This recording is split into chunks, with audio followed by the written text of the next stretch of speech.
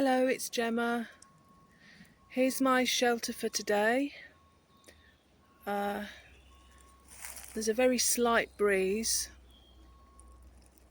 and I just wanted somewhere in the shade, so I've put up a ridge line.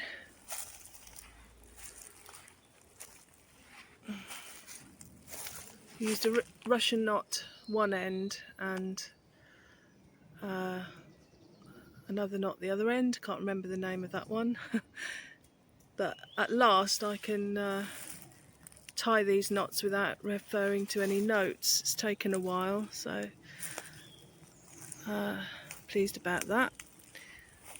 Yeah, normally I would do a prusik knot to keep this bit taut, but because of the height of the ridge line there are no tie-out points nearby. But like I say, it's not a massive disaster because there's no wind or rain.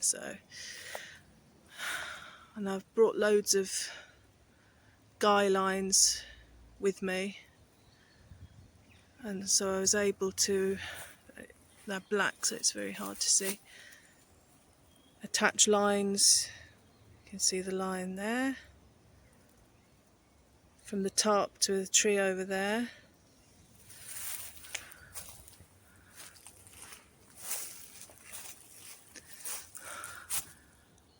Another lovely spot.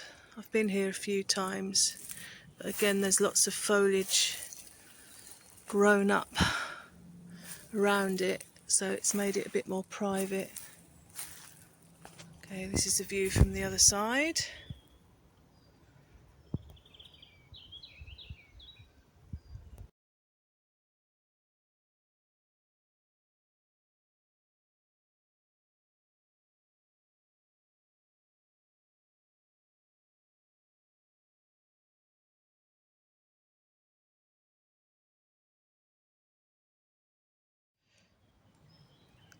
Just nearly had a very nasty accident.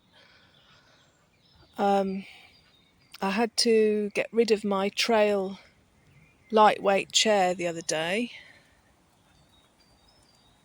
because basically I got it out of the bag and it was in two pieces. The shock cord had worn and severed, and I've only used it about 8 times and I was so careful with it. Anyway, so I've got another chair which I like, but it's too heavy really to take out on anything but a relaxed day camp. And I forgot it's a lot lower to the floor than my other chair, so I just had a cup of water and sat down rather hard and it went all over me. Fortunately the water was cold. If it had been boiling hot water I would have been scalded probably for life, so that was a really narrow escape. Yeah, I'm really annoyed about the trail chair. So I think Go Outdoors are selling Eurohike lightweight chairs for £9 each for members and 2 for £15, so I'll probably take advantage of that. I thought I'd show you the breakfast I've prepared today. Lightweight and hopefully tasty. It's granola with coconut and cashew nuts, and it's not too sweet, which is great for me. So that's 80 grams there, and to that I've added a sprinkle of cinnamon and fruity linseed mix, and then you top it off with 2 tablespoons of powdered milk. So all I've got to do is add water to this and I'll have a breakfast. So there you have it, a tasty breakfast. Even though it's mid-afternoon, I'll still enjoy it. This is my collapsible spoon here. I got, not particularly lightweight, but it doesn't matter when I'm just out for a leisurely afternoon, not going miles and miles.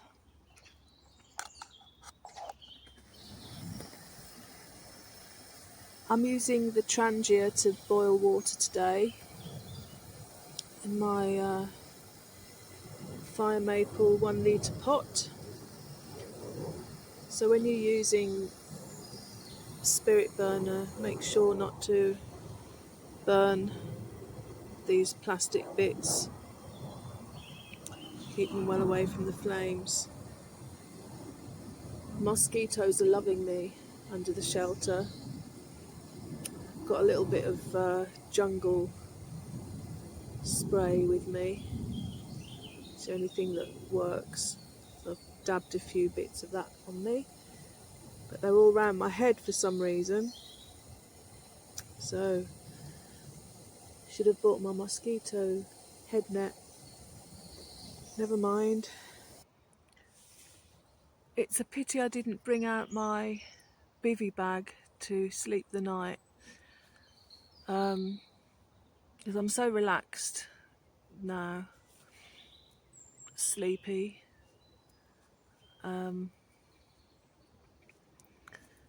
haven't actually done an overnighter since February, when I had a scare with some guy suddenly appearing, chanting lots of religious stuff. It really frightened me. It kind of happened just as it was getting light. And I've done 6 overnighters in the forest and enjoyed every one of them, but I have to admit I have lost my nerve, and I think it was a blessing I didn't go to Scotland for that reason, because in my mind I was thinking, oh, wild camping's legal in Scotland, so I'm not going to have that worry of being caught and hassled. And I thought I'm going to be in the wilderness, hopefully, where the likelihood of another person doing that to me is very remote. But the reality is I don't drive, and I was concerned about not being able to contact my partner and my battery running flat. Too many concerns, really. And yeah, I just think the idea of doing 14 nights wild camping is a bit different from the reality right now, and I'm glad that I've taken a step back and being patient with myself, because I think some dreams in life do take time. I remember watching a documentary about Diana Nyad, I think that's her name. She's an amazing swimmer, and she had a goal of swimming this particular route from America to, I can't remember, but nobody had ever done it before. And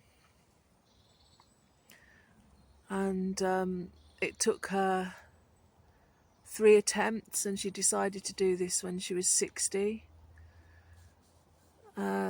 Eventually she accomplished it, and a really amazing accomplishment. But yeah, I think the first time she had to give up because she got too cold. And you've got to respect your body, basically.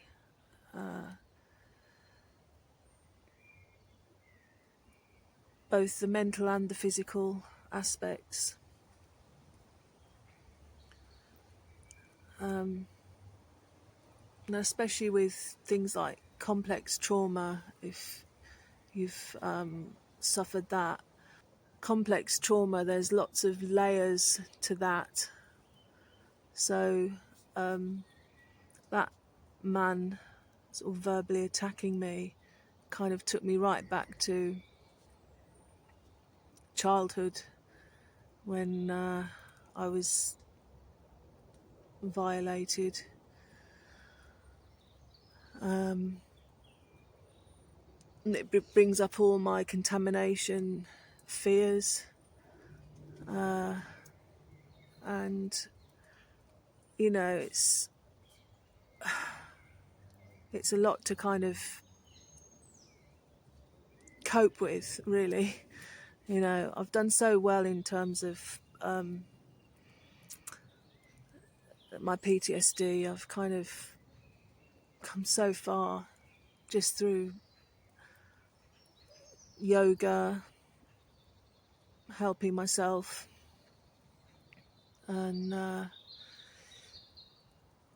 but occasionally there are things that come up that are too difficult to do straight away. So you see other people doing what you want to do, and sometimes it can take years to achieve things like that. And I think if you just keep working at it, even 5 minutes a day, it's a process of knowing yourself, accepting yourself, challenging yourself. And I think eventually, one day, you'll accomplish what you set out to do. Something else important that I've discovered, I'm putting everything away now, taking down the shelter. I've got so many guy lines with me, and instead of putting them on the floor where they can get caught up in the leaf litter and lost, I've been putting them around my neck. Obvious to some people probably, but to somebody that's impractical like me, I was pleased that I'd made that discovery. Yeah, and I have been a bit puzzled as to why people put a shelter up in fine weather. But now I know that, especially I suppose in the forest, because since I've been sitting there, the trees have shed quite a lot of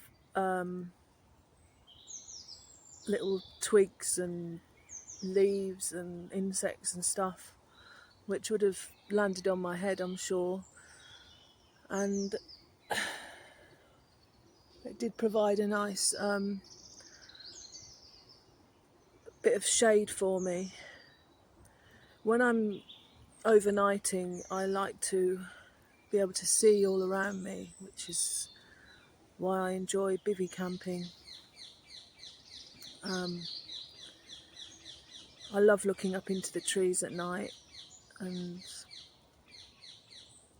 hearing all the birds and foxes and owls. Excuse me. Just had a vegan orzo bolognese fire pot. It was okay. Found it a bit salty. I did some dehydrated sweet corn and spinach to it. I think my favourite of the meals that you can buy for camping at the moment are the Wayfarer meals. I think they're absolutely delicious. Yeah, so I'm going to be buying more of those. Okay, I better get this down and get home because I am getting bitten to pieces now. Right, all ready to go now. I nearly forgot my ridge line, which is easy to do because it's olive green paracord. If you don't happen to catch your eye, it doesn't happen to catch your eye, you can easily miss it. So yeah, just going down the hill now. Just picked up some crisp packets that people had left. I always try to take some litter out with me as much as I can.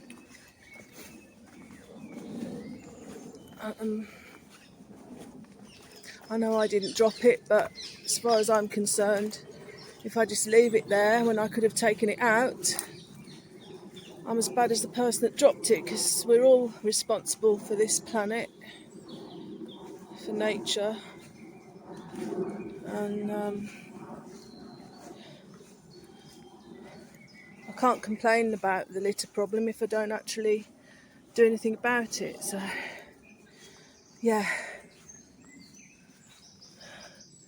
got a squirrel going up there, too late to...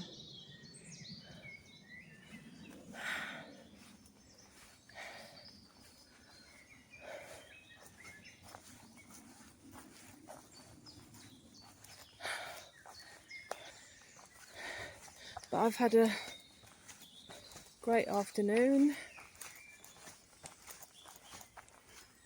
Hold the phone up a bit. As usual, learning something new every day. And it's such a pleasure learning for me. I've always enjoyed learning. And yeah,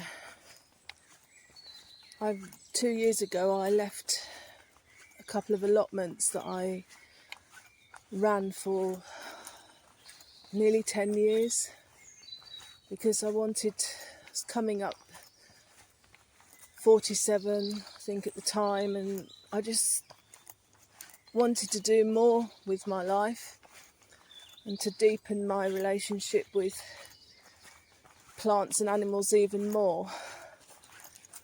And I knew that the sacrifice of giving up such a sacred, beloved endeavour, like growing my own vegetables and fruit and flowers, had to be replaced with something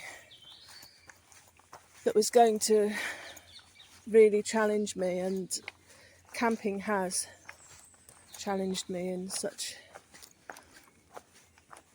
a positive way.